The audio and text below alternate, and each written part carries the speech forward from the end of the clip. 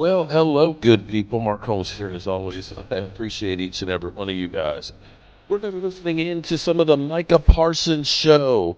Micah Parsons, who basically said, I'm nothing but the entertainment here, and I make no decisions and stuff, and is going to be having dinner with Mike Zimmer in the coming weeks and things, and says for Mike Zimmer, it's not about the money and things. It's about basically creating a legacy, so to speak. So let's get into it. We're waiting for Micah. We got the music and stuff. He reacts to the last week of regular season. All right, this is going to be interesting to say the least. I guess Pro Bass Shops is a sponsor of the channel now, along with Nationwide is on your side. Shout out to Micah for beginning this new career here. We're just here waiting. Just waiting.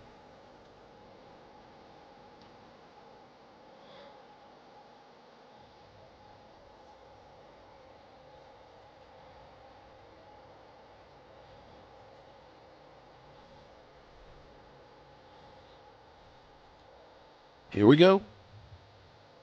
Welcome Killing back to music. the Edge Live in your Bleach Report app. I am your host, Micah Parsons, and this episode is sponsored by Nationwide. For your insurance and financial needs, Nationwide is on your side.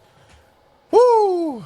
Woo, woo, woo. Cowboys Nation, what a ride it has been. What a ride. It's been an absolute pleasure being a part of this journey with you guys through all the trials and tribulations, the adversity, and to where we are to be able to stand and say we made it to a new year. In 7 months we'll be in 2025, and I'm super excited. But let's just end this off where y'all know what it was. Commanders Cowboys. I thought Trey Lance played a really, really good game. I really did. He definitely took advantage of his opportunity, made some really good passes, kept the ball alive, and, didn't turn the ball over and gave us a good shot to win the game. I'm sorry, we had a chance to win the game, and I let you down, Trey, and I apologize.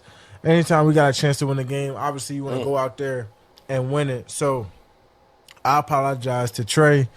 Because you played a good enough game for us to be able to win, and we appreciate you putting everything out there, and showing that you had something to prove. And that's the God honest truth. You really showed something in that game. The fight, the grit, the determination, your work ethic, everything you've been putting out for us all year on scout team, it just really showed off. So, we appreciate you.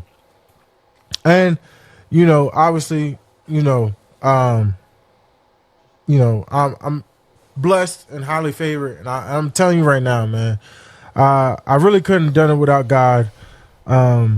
Tied for the most sacks in the NFC this season with 12, but just being up there with Reggie, man, I'm really telling you this was all God, because how the season started, and then especially with the injury, I didn't know I was going to be missing 4 games. Man, I was trying to get back out there for the Detroit game. They kind of helped me understand that, I was going to miss the Steelers game. It was like, there's no way you're going to play that game. But I'm like, man, can I get back for Detroit? Can I get back for 49ers after the bye? And just seeing where my ankle was at, and it's just like, nah, we're not ready. We're not going to let you go out there and re-hurt yourself. And understanding that, I did want to achieve 10-plus sacks. I did want to be a all-time great, and to just have God on my side, keeping me in it and pushing me through the injuries and helping me recover, and just being courageous at that, man, I just give him all the credit in the world, because I couldn't have done it without him. I was tested, and now I have a testimony to tell people. Sometimes things happen that you can't control, but how you attack it and how you accept that attack, and where you go from there, that determines where you're going to be at. So, yeah, I achieved that, but I couldn't have done it without God and my teammates, man. Shout out to O's, Chauncey, T-Week, Los, LJ, and there's plenty of other guys out there, but my teammates, man, pushing me every day. Shout out to my DBs. Shout out to him. For real, man. Just them checking in on me, keeping me in it, keeping me saying, hey, you're going to be back. Don't worry. We got you. Just those words every day of just true teammates really helped me, carry it away. So, my teammates don't get a lot of praise. But, I'm going to get this moment to, shout them out for everything they've done for me. Those really my guys, especially Chauncey and Ose. Being that 21 class, I feel like the impact we made on the Dallas Cowboys is going to be remembered forever. And I can't say I'm happy to be just drafted with you guys and be a part of this journey for 4 years. And if we back next year, if Uncle Jay cut us them checks, we back. If Uncle Jay hey, cuts man, us the we check. blessed, bro. We going to run it back and get us a bowl. And if not, bro, y'all know what it is. All love. And, I hope y'all get the what y'all deserve in y'all careers and things like that. What's everybody back? What it symbolizes is I just want to thank, especially because all my coaches out there who coached me hard, and this goes back to high school, Coach Lynn, Coach Ben. I know I ain't really talked to y'all in a minute. I'll probably hit y'all up sometimes this off season.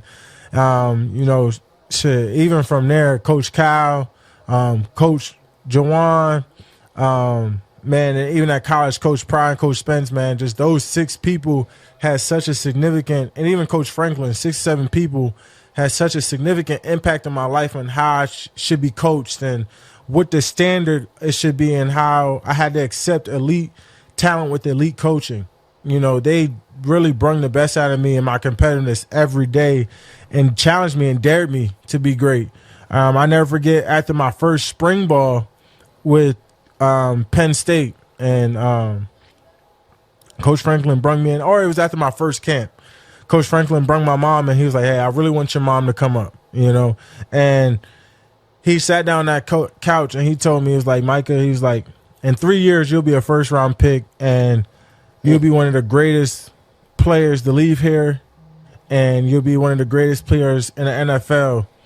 And this was my freshman year after a spring camp. I wasn't even a starter, and just that belief that he had in me and everything that he instilled in me in them 3 years really meant a lot, and it carries over to the NFL.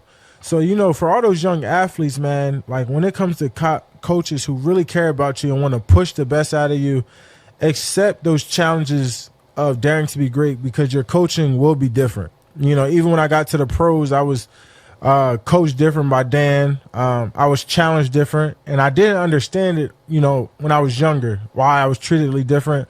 But as I reached the level of success that I've had in my career, I see to understand why I was coached and challenged different. When you want to do things that haven't been done, and when you want to join an elite company of players that are the world's best or have ever challenged this game, it comes with different coaching. It comes with different obligations. So those are the type of people that I appreciate, that, I tell people all the time, I've been blessed with some great people in my life.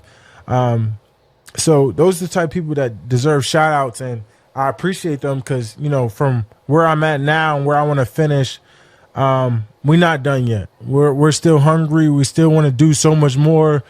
We want to change the game of football. We want to change how it's played. I see there's so many linebackers out there that's doing so much more now. And I see these college guys wearing 11, and I see the impact they're making. And it's just so special to see. And, when it's all said and done, when I think about legacy, it's about impact and how can you change the game of football? How can you change how it's coached? How can you appreciate this game? Because this is the game that we love.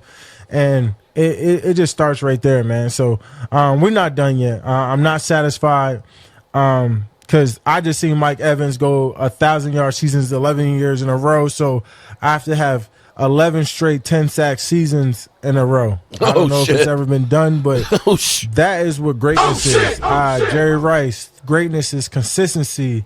And you appreciate that greatness. I appreciate the challenges that I see of those great players because those are the things that we want to reach one day. So we're not done yet. We got to be consistent. We got to, attack this off season, and we got to do it again. Because if we don't do it again, then what are we? We can't just do it 1 time, 2 times, 3 times, 4 times. We got to keep raising the bar and keep going. So I'm excited for that feat, and I can't wait. And how I would describe the season would go is, I would say it's a state of I I would say out of your best players, I would say Triumph. Because we had every reason to give up. Okay. We had every reason not to care, possibly tank, but we had all these guys say, no, we're going to fight, we're going to claw, we're going to make every team that comes in here earn it. And when we show up, we're going to make teams earn it. And so I'll just say Triumph because we came and overcame so much, and I just couldn't be more proud of the team that I was with this year. When it came to us, all of us coming together, we put all the characters aside, all the personalities, and say, let's just go out there and win. Let's just be us. And it really showed. So I'm so appreciative for the people that kept believing because we're not done yet. We are not done yet, and I hope that y'all don't think we're done yet because it's going to be an amazing, amazing, amazing thing to see next year when we're holding the trophy. Yes, it's big goals, but I'm telling y'all right now, it's holding the trophy. Shit. I'm saying my prayers out loud. I'm saying my goals out loud. So y'all can hear them. We're going to be holding a trophy up next year. Point blank, period.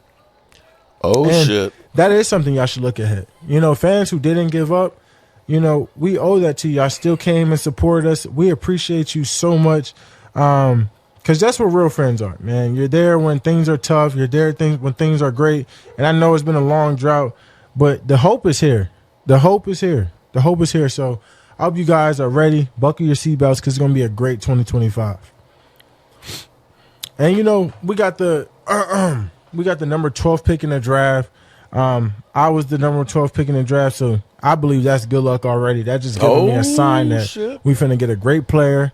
I get y'all like offense, but I hope we draft somebody on defense. I want to build this defense around and create this one of the greatest dynasties of defense that we haven't seen in a very, very long time.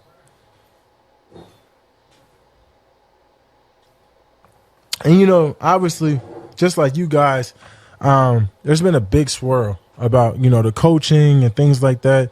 But as a player, we just want to control. We can control. Obviously, you always want to see people you built relationships with, people that you trust, you confide in, have success with.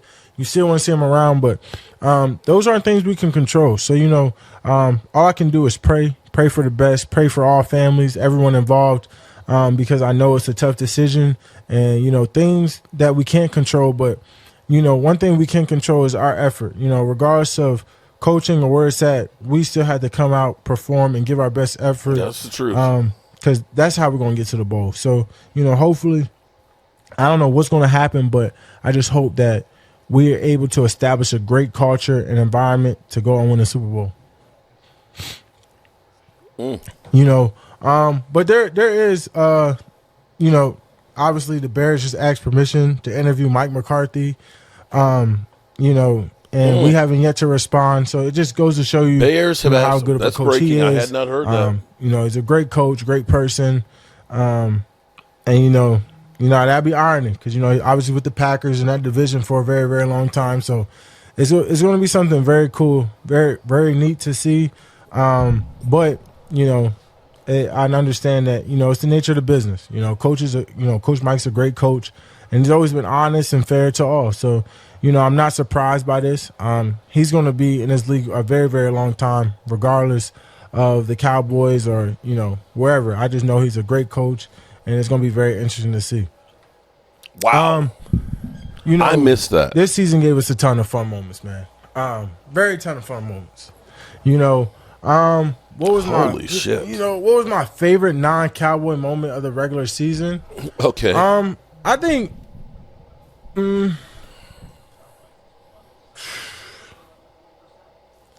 man, I'm gonna definitely go with the Bears. That Bears one right there, because I always say there's a great deal of karma in football. Like, football always has a funny way of getting its look back, and the fact that Stevenson was turning around, making fun of fans, and not locked in, not in tune, and for their team to lose like that, and they kind of went on a losing streak ever since, has a lot of irony. It's hard to come back from games like that. So, that was definitely probably the funniest moment to myself. The Bears went 1-10 since that moment. So